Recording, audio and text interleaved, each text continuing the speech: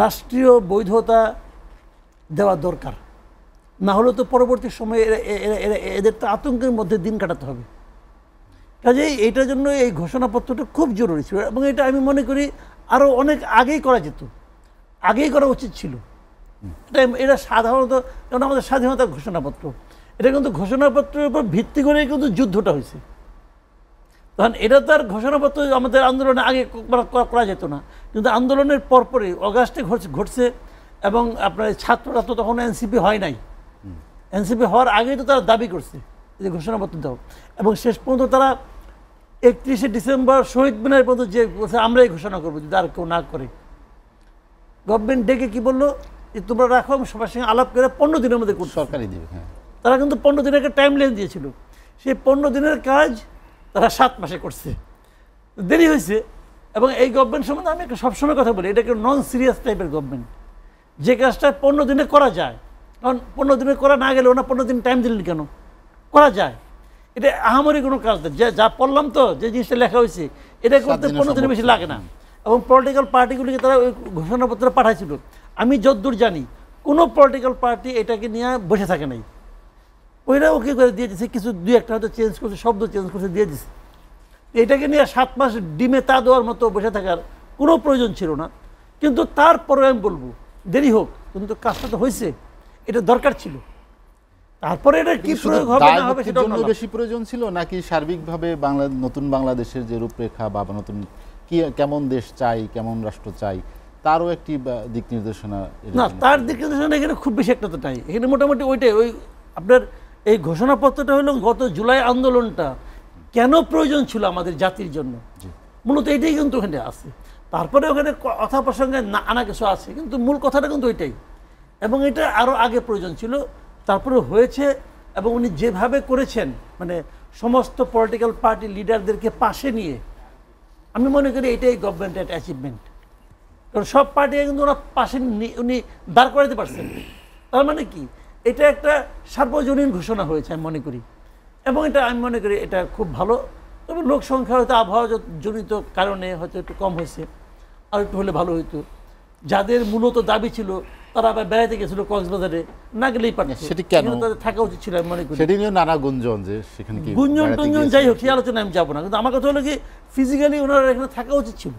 এই সময়ে ওনারা টায়ার্ড হয়ে গেছেন, যে ওখানে যাই একটু ঘুরে আসি, ঘুরে আসার জন্য ওই কক্সবাজার পর্যন্ত যাওয়া এটা একটু অশোভন লাগছে আমার কাছে আর কি।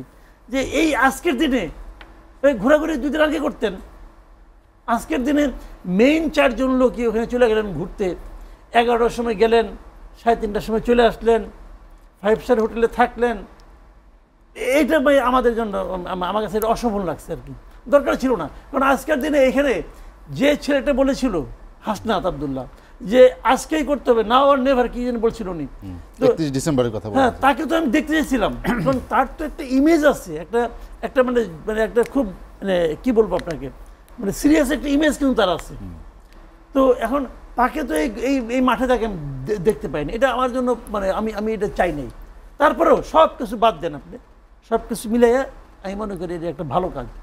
শেখ হাসিনা যখন তার সংবিধানের মধ্যে নিজের মতো করে বানিয়ে কিছু কিছু ধারাকে কখনোই চেঞ্জ করে যাবে না, দেওয়া যাবে না বললো, তো ওগুলি কি ওইটা কি চেঞ্জ করছে? চেঞ্জ করে না, মানে কেউ মানে না। আজকে দেখলাম এক জায়গায় কোন প্রধান শিক্ষিকার মাথার পেছনে বঙ্গবন্ধু শেখ মুজিবের ছবি আছে, ওনার চাকরি চলে গেছে। যে চাকরি খাইছে সেই তো সংবিধান বিরোধী কাজ করছে, সে তো সংবিধান মাইনে রাখছে পেছনে ছবি, ওই সংবিধানকে বাতিল করছে? কয় নাই তো। আবার এই দেখেন ঘোষণাপত্রের মধ্যে কিন্তু লেখা আছে যে ডক্টর ইউনূসের সরকারটা গঠিত হয়েছে, এটা সংবিধান মেনে সরকারটাকে প্রতিষ্ঠা করা হয়েছে।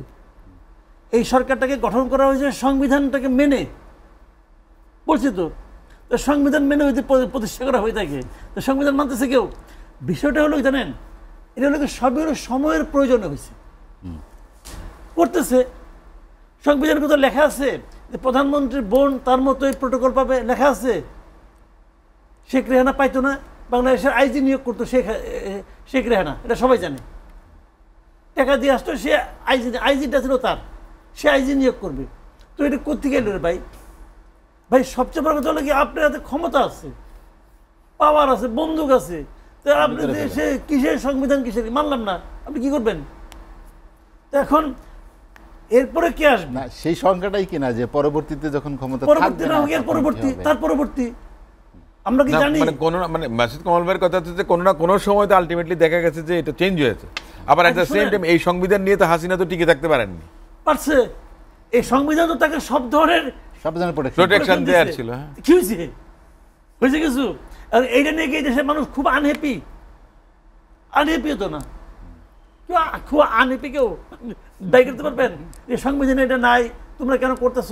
অতএব আমি খুব দুঃখ পাইছি। আছে অন্তর্বর্তীকালীন সরকার সংবিধানে আছে? নাই তো রে ভাই। কাজে এইগুলি শুনেন, মানে বিষয়টা হলো কি যে মানুষ কি চায়, জনগণ কি চায়। যখন ডক্টর ইউনূসকে যদি যখন তত্ত্বাবধায়ক মানে অন্তর্বর্তীকালীন সরকার প্রধান বানালো, তখন যে এইদিকে বঙ্গভবনের সামনে যে বলতো এই সংবিধানে এটা নাই, তাকে কেন বানানো হলো, ওখান থেকে সংবিধান নিয়ে আসতে পারতো না, একলা আসতে পারতো না, মানে পিটিয়ে মেরে ফেলেন। তো হিসাবগুলি হলো ওইভাবে। মোট কথা হলো যে মানুষ কি চায়। যখন আপনি মানুষের সঙ্গে থাকবেন তখন কি, আমি আবার একটা এক্সাম্পল দিয়ে বলি আপনাকে। এই যে বললাম না যে একটা আইনগত বৈধতা, একটা সাংবিধানিক বৈধতা থাকা দরকার, বললাম তো, এইটাই কি রক্ষা কবচ? না তো। আপনি 75-এ কথাটা ধরেন, আমি একটা উদাহরণ দিয়ে বলি। 75-এ ঘটনাটা ধরেন। 75-এ বঙ্গবন্ধুকে সপরিবারে মেরে ফেলল। মারার পরে ওই 75-এর জুলাই, অগাস্টে মারলো। তো অগাস্ট, সেপ্টেম্বর, অক্টোবর, নভেম্বর এই লোকগুলো তো ছিল হিরো। এই লোকগুলি হিরো ছিল না। এবং তাদের যারা বেনিফিশিয়ারি গভর্নমেন্ট, ধরেন বিএনপি, মোস্তাক গভর্নমেন্ট ধরেন, প্রথমে মোস্তাক গভর্নমেন্ট ইন্ডিপেন্ডেন্ট দিল, তারপরে বেনিফিশিয়ারিকে বিএনপি গভর্নমেন্ট এসে তাদেরকে ভালো ভালো পোস্টিংও দিল। তার মানে বিএনপি তাদের উপর ক্ষিপ্ত হয় নাই, তাদের বিচারও করতে চায় নাই, হয়ে গেল। তাহলে এরপরে এটা কি ওই লোকগুলিকে বাঁচাতে পারছে? যখন কর্নেল ফারুককে যখন ফাঁসি দেওয়া হয় তখন বিএনপিকে এটা নিন্দা করছে, করে নাই তো রে ভাই। আচ্ছা, তাহলে এখন দেখেন সমস্যাটা কি। বিএনপি ওরা কিন্তু একটা পার্টিও করছিল, ফ্রিডম পার্টি, এরশাদের সময় ছিল। এমনকি যখন তাকে কর্নেল ফারুককে ফাঁসি দিল তখন ফ্রিডম পার্টিকে একটা মিছিল করছে, করে নাই তো। বিষয়টা হলো কি, ফ্রিডম পার্টি যেটা হয়েছিল তখন তো আমরা সাংবাদিকতা করি, সব মনে আছে আমাদের। ফ্রিডম পার্টির শুরুর দিকে কি দাপট, ওদের একটা পত্রিকাও ছিল দৈনিক মিল্লাত। এবং মিল্লাত কি চলতো, মানে দাপটের পত্রিকা কিন্তু। তো এখন তারা কেউ কিন্তু ফিরাইতে পারলো না। কেন পারলো না? এই কারণে ওই পার্টিটা যদি জনসম্পৃক্ত একটা পার্টি হতো তাহলে কিন্তু কোনো সমস্যা ছিল না। ওই পার্টির জনগণই তাদের ফিরাইতো।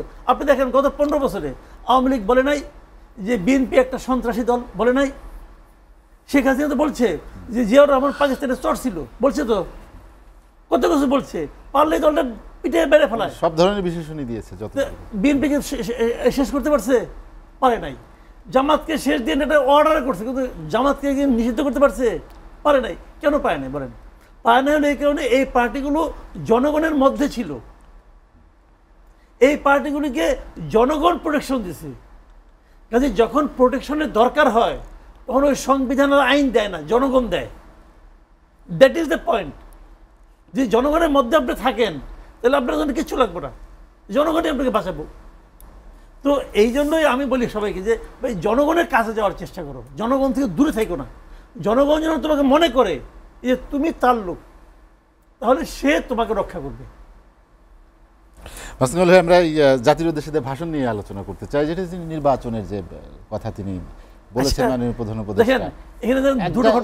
যার কাছে আপনি জিজ্ঞেস করেন নির্বাচন, সবারই কিন্তু এক ধরনের সংখ্যা থাকে। এখনো কিন্তু অনেকে বলে যে না, আমি এখন আর সংখ্যা করি না, আমি কতগুলি কথা বলি আপনাকে।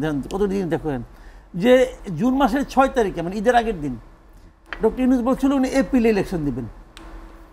তো উনি এপ্রিল থেকে মোটামুটি সরলেন কবে, যেদিন উনি আপনার 13ই জুন যখন নাকি লন্ডনে বৈঠকটা করলেন, বললেন যে এটা রোজার 1 সপ্তাহ আগেও হতে পারে, যদিও তার সঙ্গে শর্ত টর্ত ছিল।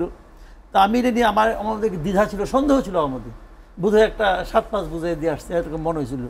আমি বিএনপির উপরে একটু দুঃখিত হয়েছিলাম, এত খুশি হন কেন বলছিলাম এগুলো বিএনপি বুঝাই দিয়ে আসছেন, বুঝে আসছেন বলছিলাম, কিন্তু আপনার সামনে বলছিলাম বোধহয় একদিন বলছিলাম। এবং এটা আমার কিন্তু অনেস্ট অপিনিয়ন ছিল। কিন্তু এইবার আজকে কি হলো, দেখা গেল না বিএনপি ঠিক আছে, বিএনপি তারেক রহমান যে আলোচনাটা করছে ওটাই ঠিক আছে। ভাই আমার তো ভুল হতে পারে না। আমি এখন মনে করছি না সেই ঠিকঠাক মতো সে যেটা চাইছে ওটা আদায় করে ছাড়ছে।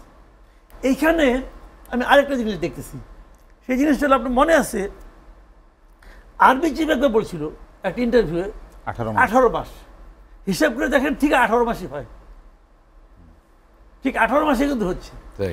তো সবাই তো 18 মাসের মধ্যে আছে, কোনো সমস্যা তো নাই। এখন মানে আপনার আর্মি চিফের কারণে হয়েছে নাকি বিএনপির কারণে হচ্ছে নাকি সব বা ডক্টর ইউনূসের পার্সোনাল সদিচ্ছার কারণে হচ্ছে, এটা নিয়ে কিন্তু বিতর্কের কোনো দরকার নাই। ইলেকশন একটা হচ্ছে, দ্যাট ইজ ইম্পর্টেন্ট। কারণ আমি নিজে কিন্তু ইলেকশন চাই। অনেকে বলে যে ইলেকশন হইলেই কি সব সমস্যার সমাধান হয়ে যাবে। আমি জানি হবে না, আমি জানি কিন্তু। এবং অনেকে আমাকে বলে যে আপনি তো বিএনপিকে ক্ষমতা আসবে, ইলেকশন চান, বিএনপি আপনাকে আপনাকে কথা বলতে দিবে বলে কিন্তু আমাকে। আমিও জানি নাও দিতে পারে, পিটাইতে পারে, মারতে পারে, হইতেই পারে, কোনো সমস্যা নেই। ইলেকশন হয়ে গেলে তো আমি ধরো বিএনপি বিরুদ্ধে বলবো, গভর্নমেন্ট আছেন কি করতেছেন, করতে পারতেছেন না, এটা তো বলবোই আমি।